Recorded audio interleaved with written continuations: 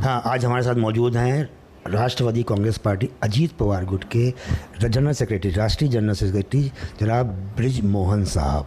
मेरे ख्याल से इनकी तारुफ की ज़रूरत नहीं है, क्योंकि अक्सर आप लोगों ने टीवी पे इनको देखा होगा जो अपोजिशन के ख़िलाफ़ अपनी अलगार को, जंग को लड़ते हुए। तो हम बात करते हैं ब्रिज मोहन साहब, आपका बहुत बहुत शुक्रिया आपका इस मुंसिफ टीवी।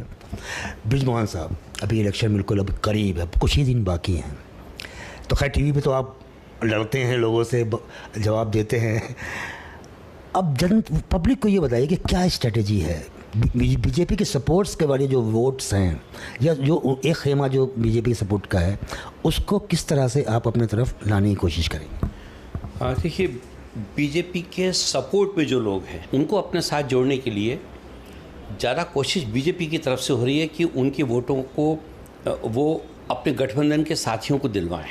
और जहाँ तक बात यह है कि राष्ट्रवादी कांग्रेस पार्टी का भी जो नेता हैं, जो ज़मीन पे भी काम करते हैं, जनता के बीच में भी काम करते हैं, वो सारे लोग सालों से लोगों के बीच में हैं। और वहाँ उनकी जो छवि है वो एक धर्मनिरपेक्ष व्यक्ति की छवि है। धर्मनिरपेक्ष एक नेता के रूप में उनको पहचाना जाता है। और उन्होंने अपने कार्य के दौरान कभी भी इस बात का फ़र्क नहीं किया कि कोई आदमी किस धर्म का है या किस विचारधारा को मानता है। तो मुझे ऐसा नहीं लगता कि भारतीय जनता पार्टी के जो समर्थक वोटर हैं या जो भारतीय जनता पार्टी को वोट देते हैं, उनका कोई परहेज हम लोगों से है। क्योंकि वहाँ पर भारतीय जनता पार्टी यदि हमारे खिलाफ़ खड़ी होती तो निश्चित रूप से वो वोट उनको जाता।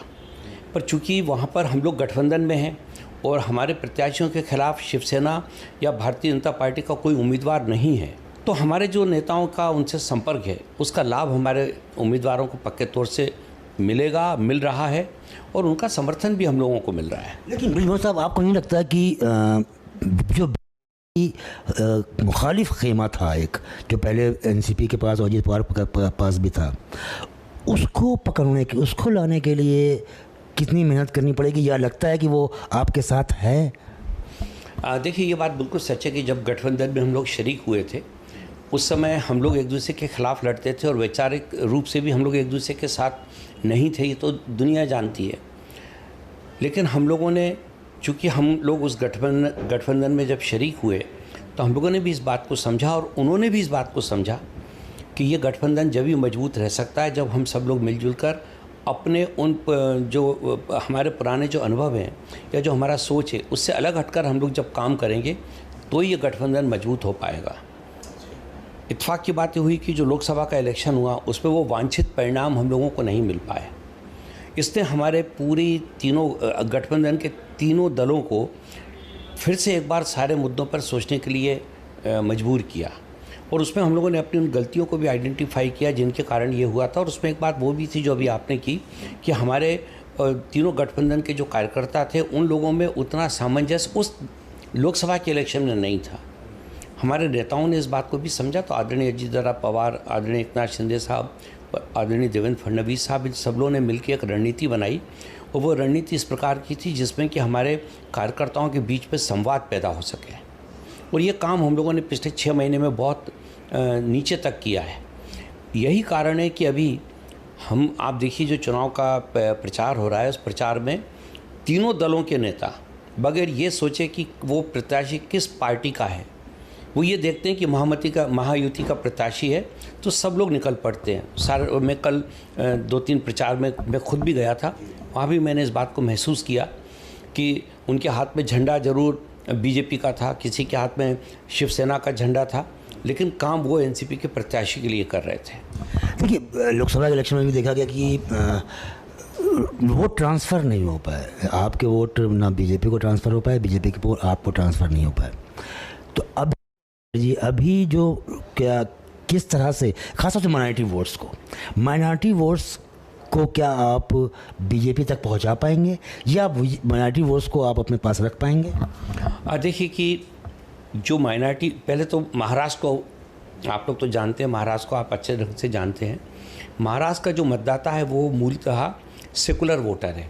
आप देखिए कि हिंदुस्तान में सबसे ज़्यादा जाति प्रथा के खिलाफ़ अगर कोई आंदोलन चले तो वो महाराष्ट्र की ज़मीन पे ही चले। तो यहाँ पर धर्म और जाति को लेकर एक वैसा नहीं है जैसा कि हिंदुस्तान के किसी 1-2 और दूसरे राज्यों में है। तो यहाँ का जो मतदाता है, चाहे वो किसी भी वर्ग का हो, किसी भी जाति का हो, वो प्रायः अपने क्षेत्र के डेवलपमेंट के लिए और महाराष्ट्र के डेवलपमेंट के लिए ज़्यादा सोचता है।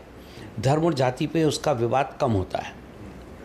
तो मुझे ऐसा लगता है कि हमारे अपने इन प्रयासों से, जैसा मैंने आपको बताया कि पिछले 6 महीने से हम लोगों ने अपनी इस कमी को दूर करने के लिए भी पूरा काम किया है, तो मुझे ऐसा लगता है कि हमारे वोट भी बीजेपी के और शिवसेना के प्रत्याशियों को मिल पाएंगे और उनके भी जो मतदाता हैं वो भी हमारी पार्टी के उम्मीदवारों को वोट देंगे।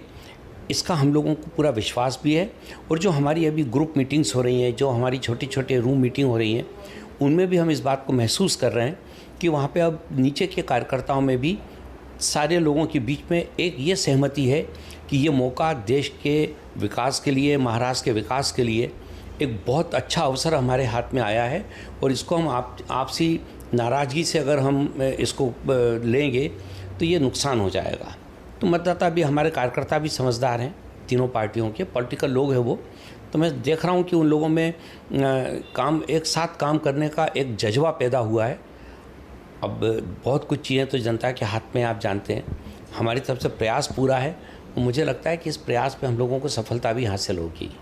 ठीक है, ये बात तो सही है, लेकिन ये एक ख़ास बात ये रह गई कि लोकसभा इलेक्शन से अगर हम कंपेयर करते हैं तो क्या उम्मीद लगती है, क्या लगता है कि एनसीपी अजीतपुर जो है कितनी सीटें ला सकता है, और ये सरकार अगर इत्तेफाक से बनती है तो कितना होल्ड रहेगा उनका? देखिए कि सीटों के नंबर की बात तो हम तो ये चाहते हैं हमारे जितने उम्मीदवार खड़े हुए हैं सभी जीतें, क्योंकि खड़े ही उनको इसलिए हमने किया है कि वो जीत सकते हैं और उनको जीतना चाहिए। तो अभी तत्काल इस बात में ये कहना कि कितनी सीटें हम लोग जीतेंगे, तो इस पर किसी भी प्रकार की भविष्यवाणी करना तो शायद ठीक नहीं होगा।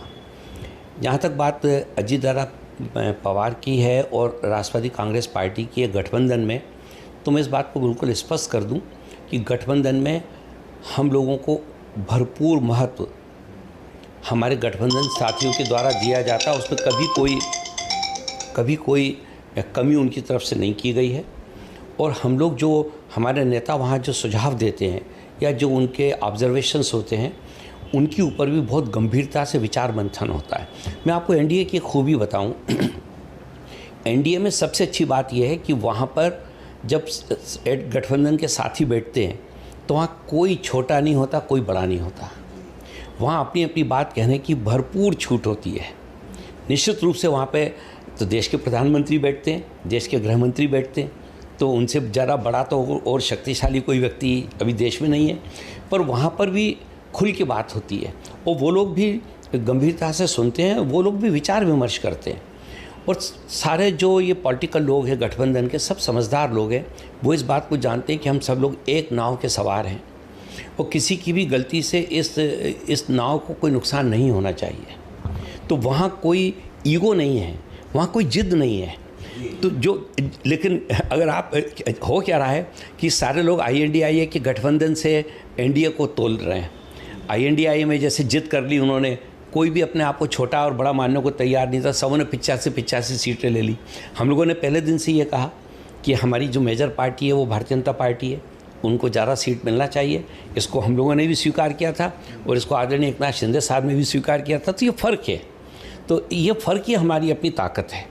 अभी अजीत पवार साहब की सीट को लेकर के जो यहाँ पे काठियावाड़ी, वो बारामती से उन्होंने लड़ रहे हैं, वो उन सीट को लेकर के बहुत इमोशनल एक एटमॉस्फेयर जो है, एम्बियंस वहाँ पे पैदा हो रहा है कि अजीत पवार साहब, क्या लगता है कि जो इस पार्टी के बंटवारे से कहीं परिवार ही बट रहा है, तो इसका मतलब आप लोगों को अफसोस होता है? देखिए, इस मामले में आदरणीय अजीत पवार साहब ने बहुत स्पष्ट रूप से इस बात को स्वीकार किया कि बारामती में लोकसभा के चुनाव में उन्होंने अपनी पत्नी को खड़ा करके गलती की थी। और मैं सोचता हूँ ये अजीत दादा पवार के व्यक्तित्व का ही ये परिणाम है कि उन्होंने अपनी इस गलती को सार्वजनिक रूप से स्वीकार किया। प्रायः राजनेता काम करने के बाद स्वीकार नहीं करते। ये अजीत दादा की खूबी है कि वो बहुत ही पारदर्शी हैं, इमोशनल हैं और अपनी बात के वो बड़े पक्के व्यक्ति हैं। मतलब उनका वायदा और उनका संकल्प, ये दोनों बिल्कुल पक्के रहते हैं, वो इसमें पीछे नहीं हटते। कि राजनीति में देखिए एक गलती का जवाब गलती से ही दिया जा सकता है भाई। अब वो उन्होंने एक गलती की, अब ये गलती ये भी कर रहे हैं, तो क्या इसमें क्या फ़र्क? हाँ, तो इस बारे में अजीत दादा ने भी कहा और हम लोग भी इस बात को महसूस करते हैं कि जब अजीत दादा ने सार्वजनिक रूप से अपनी इस गलती को स्वीकार कर लिया था तो हम लोगों का ये विश्वास था कि दूसरे पक्ष में इतनी समझदारी है कि वो इस गलती को नहीं दोहराएंगे, लेकिन हमारा ये विश्वास टूट गया। और शरद पवार साहब का डिसीजन था पार्टी में अपने पोते को लाने का, तो क्या वो भी गलत था? तो मैं तो यही कह रहा हूँ ना कि जब अजीत दादा ने इस बात को स्वीकार कर लिया था सार्वजनिक रूप से कि परिवार में मुझे ऐसा नहीं करना चाहिए था, तो ये संदेश उन लोगों के लिए भी था जो आगे का फैसला लेने वाले थे। मतलब शरद पवार साहब, जो भी लोग हैं इस पे जुड़े हुए, आपको तो पता होगा। तो जिन लोगों ने ये फैसला लिया उनके खिलाफ उनके सगे भतीजे को चुनाव लड़वाने का, तो मैं सोचता हूँ उनको इस पर विचार करना चाहिए था, सोचना चाहिए था। अब ये बात हो गई कि अगर हमने भी गलती की है तो हम दूसरा पक्ष भी कहे कि हम गलती करेंगे, तो इससे कोई चीज़ हासिल तो नहीं होगी। पर मैं ये ज़रूर कह सकता हूँ कि बारामती के जो मतदाता हैं उन्होंने एक अपील आदरणीय शरद पवार जी की मानी थी लोकसभा के लिए। अब ये मौका है वहाँ की जनता को दूसरी जो अपील है वो अब अजीत दादा पवार की है उसको मानने की। तो मुझे ऐसा लगता है कि बारामती की जनता बहुत ही समझदार है और बारामती के मतदाता ने आदरणीय शरद पवार जी को भी और आदरणीय अजीत दादा पवार को भी बहुत करीब से देखा है। तो वो लोग जानते हैं इस बात को कि इस मौके पे उनको किसको वोट देना चाहिए। तो मुझे ऐसा लगता है कि ये जो मौका है इस बार वो अजीत दादा पवार को वोट देने का है, वहाँ की जनता का, और वहाँ की जनता उनके ऊपर भरपूर अपना आशीर्वाद देगी। क्योंकि जब अजीत दादा के मन में ये विचार आया था कि मेरे से गलती हुई है, तब उन्होंने इस बात को भी बहुत स्पष्ट रूप से कहा था कि मैं बारामती से अगर लोग नहीं चाहते तो मैं वहाँ से चुनाव नहीं लड़ूंगा।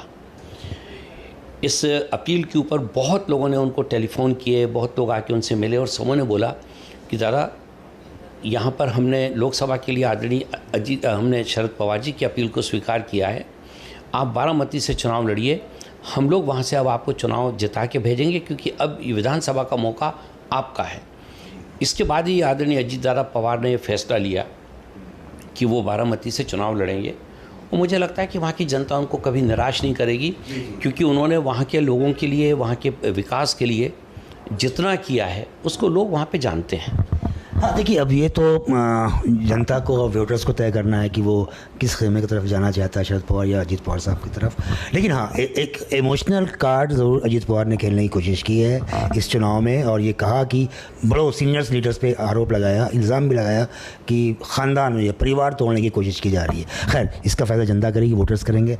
मैं साहिद खान, मुंसिफ टीवी, मुंबई।